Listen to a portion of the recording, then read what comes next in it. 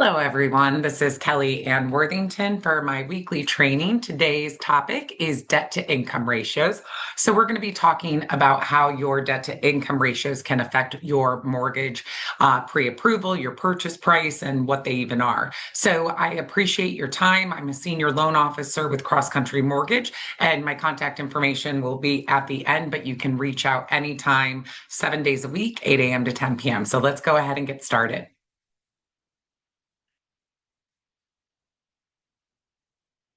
Okay, so what is a debt to income ratio? So, debt to income ratios measure a borrower's monthly debt compared to your monthly income. So, lenders use debt to income ratios to determine your borrowing ability. A lower debt to income ratio generally is going to increase your likelihood of approval, and it most significantly will affect your purchase price capability of a home that you're looking to purchase.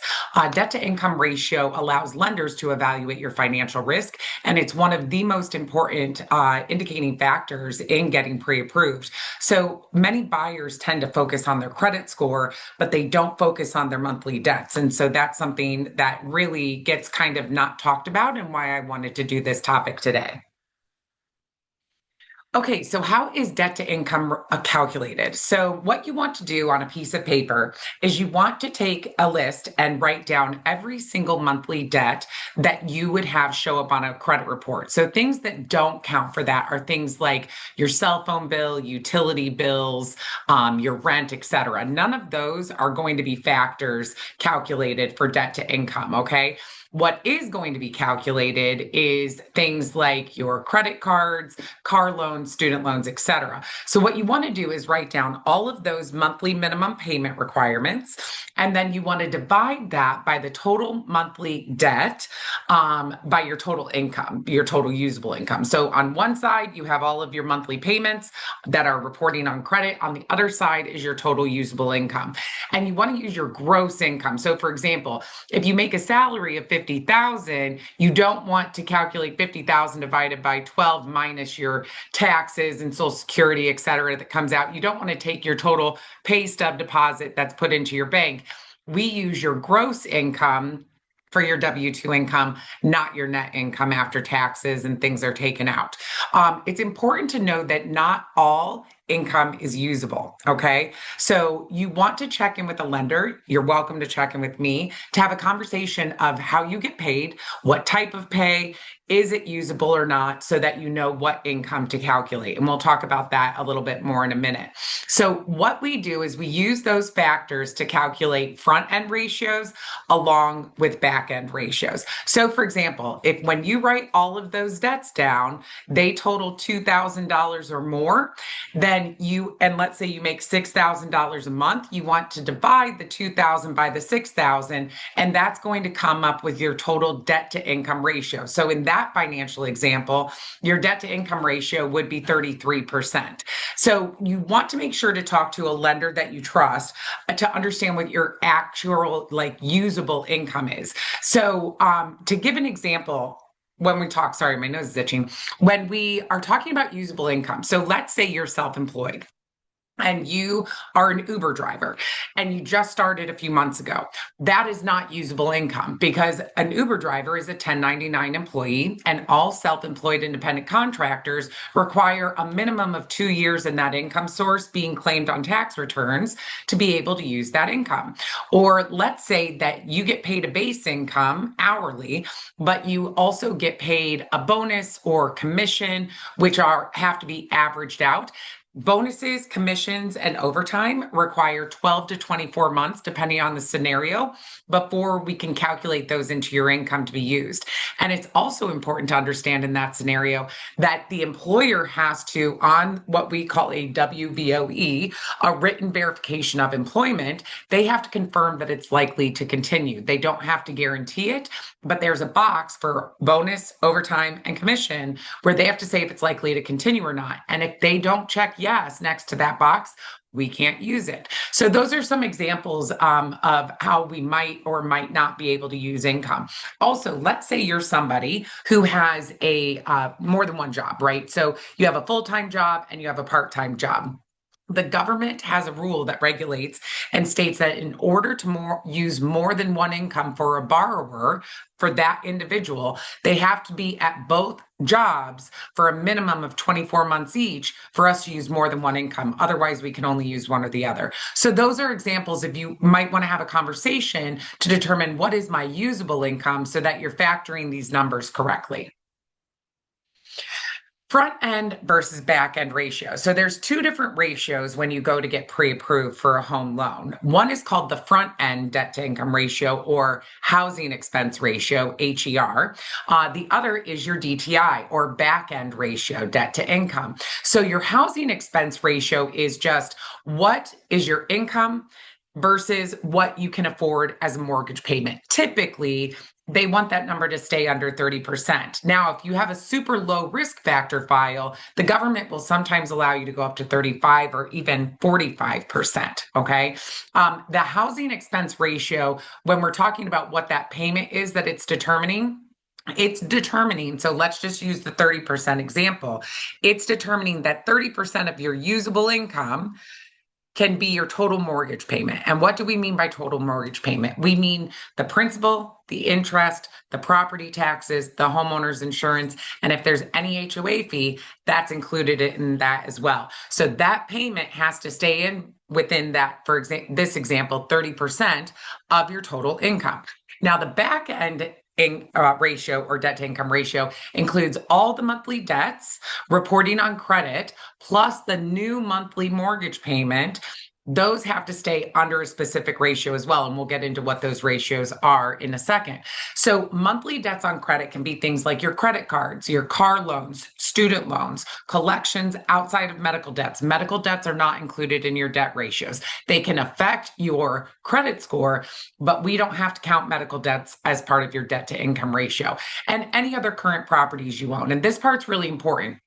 If you own a property and you plan to keep it, meaning you're not selling it to buy your new home, we have to count any and all properties you own in your name as part of your debt to income ratio. Now, sometimes people will say to me, well, I don't have a mortgage, so I have no housing debt for that.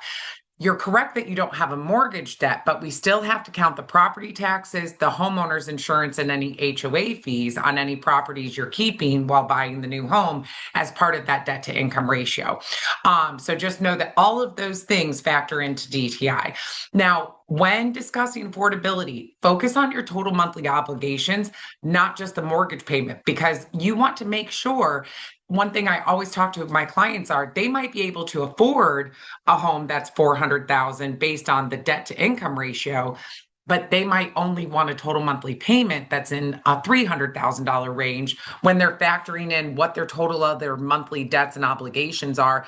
When you add in those things like gas bills and water bills and electric bills and cell phone bills, et cetera, on top of the monthly credit, they might say, well, I really want a payment in the $300,000 range. So I might, even though I could afford a $400,000 home, I might want to stick within a lower price point to make sure I'm staying within the budget that I want to talk about. So never just focus on a mortgage payment. Look at your total monthly obligations that you have so that you know what the maximum monthly mortgage payment you feel comfortable making is. So common DTI guidelines for mortgage programs. So conventional loans are going to require debt to income to be under 48%. FHA loans allow DTI to stay under 56%.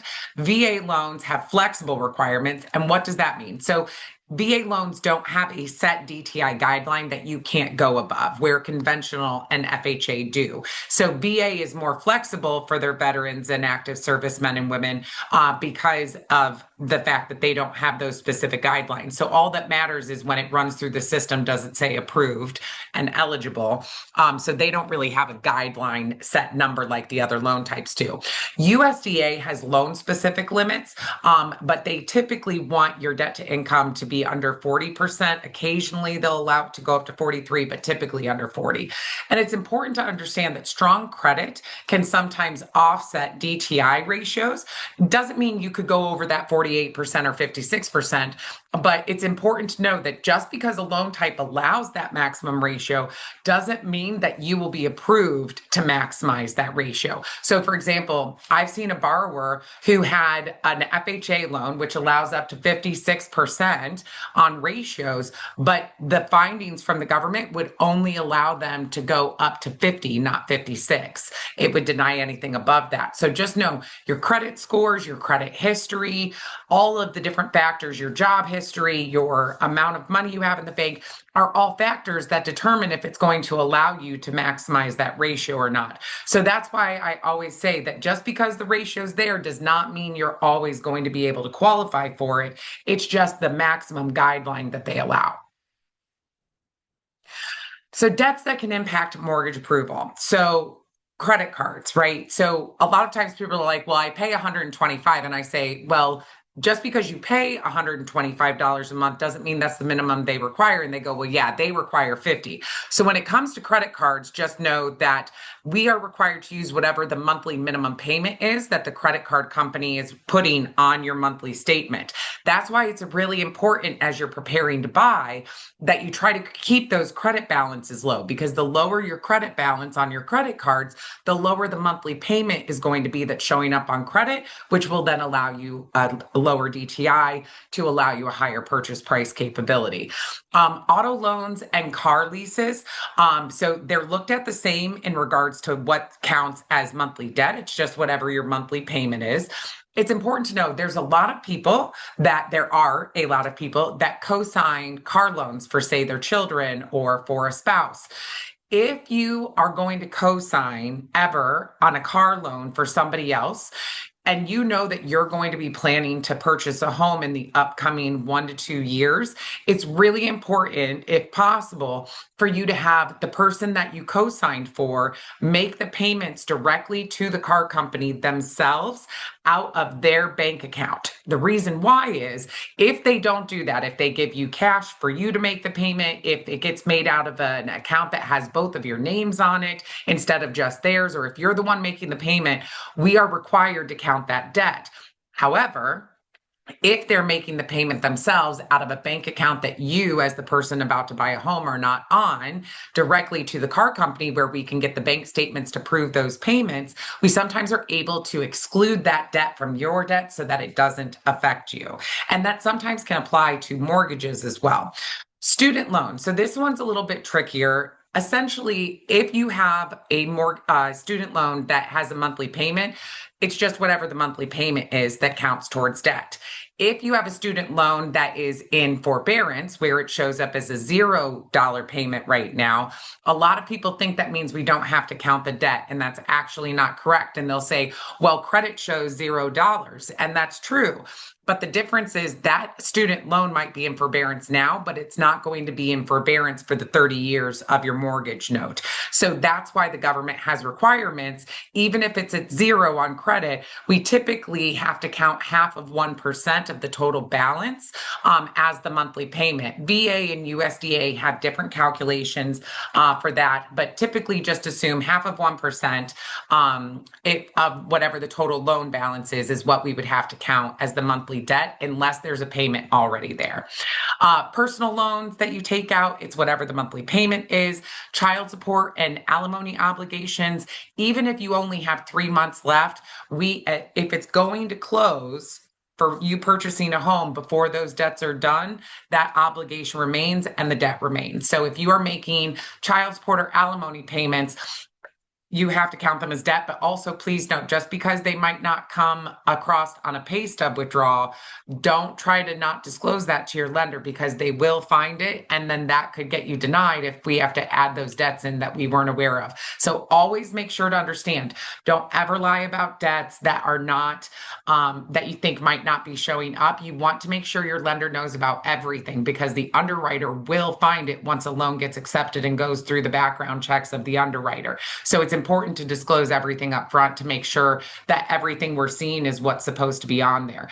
It's also important to know, just as a side note, not on this slideshow, you want to make sure your mortgage is reporting to credit. A few reasons for this. Number one, It helps your credit report, making sure your monthly mortgage is showing being paid. It's a huge impactor on credit. But also, if your mortgage statement is not reporting to credit and then you go to purchase a home, it can sometimes cause the loan to have to go through heavier underwriting restrictions of what's called a manual underwrite because that mortgage isn't on there. So you always want to call your mortgage company servicer and make sure that they're reporting your mortgage to credit so that that mortgage payment history is reporting to credit on there as well.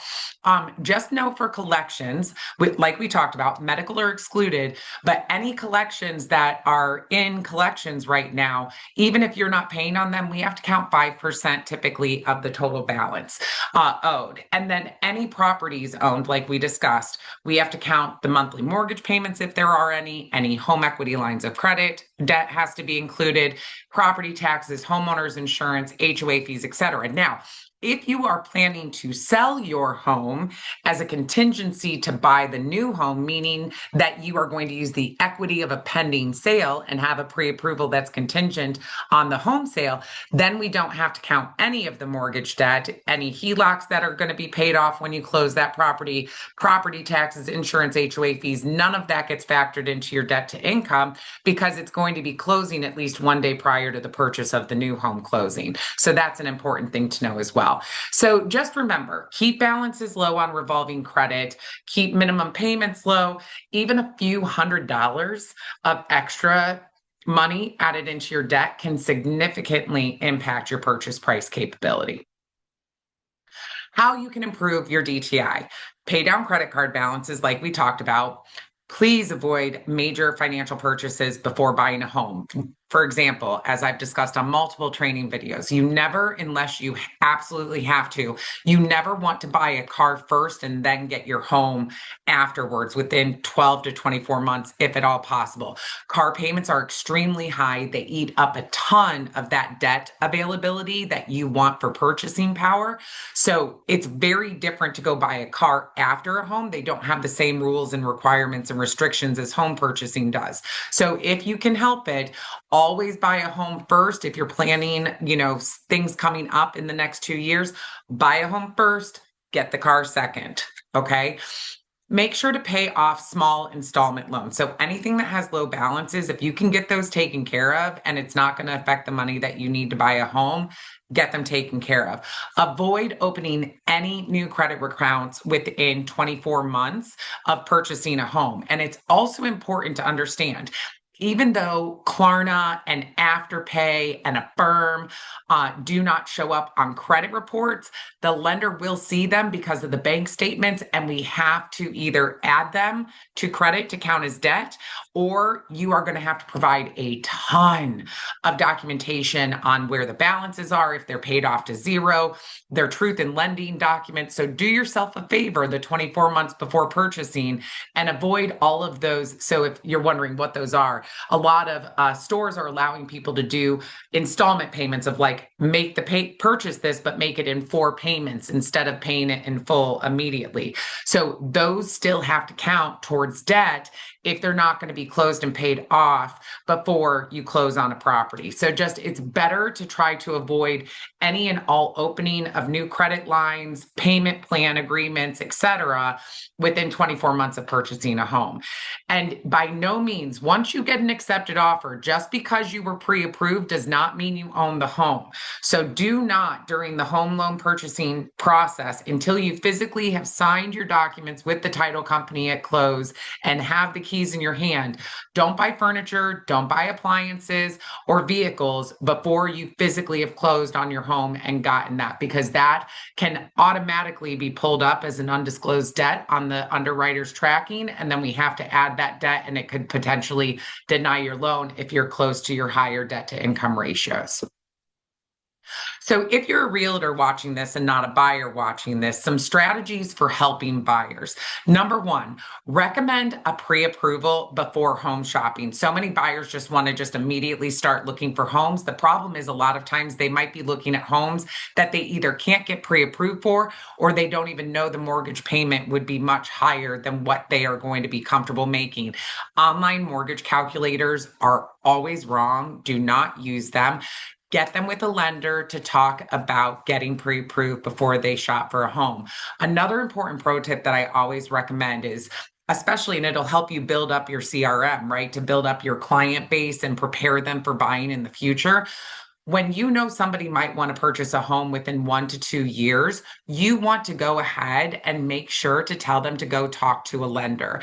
The reason why is you want to help them prepare so that they're not waiting until they absolutely have to buy in order to be able to purchase. Because once they get to that moment, they might think in their heads they're ready to buy, but then they actually go to purchase and it doesn't work. They can't get pre-approved.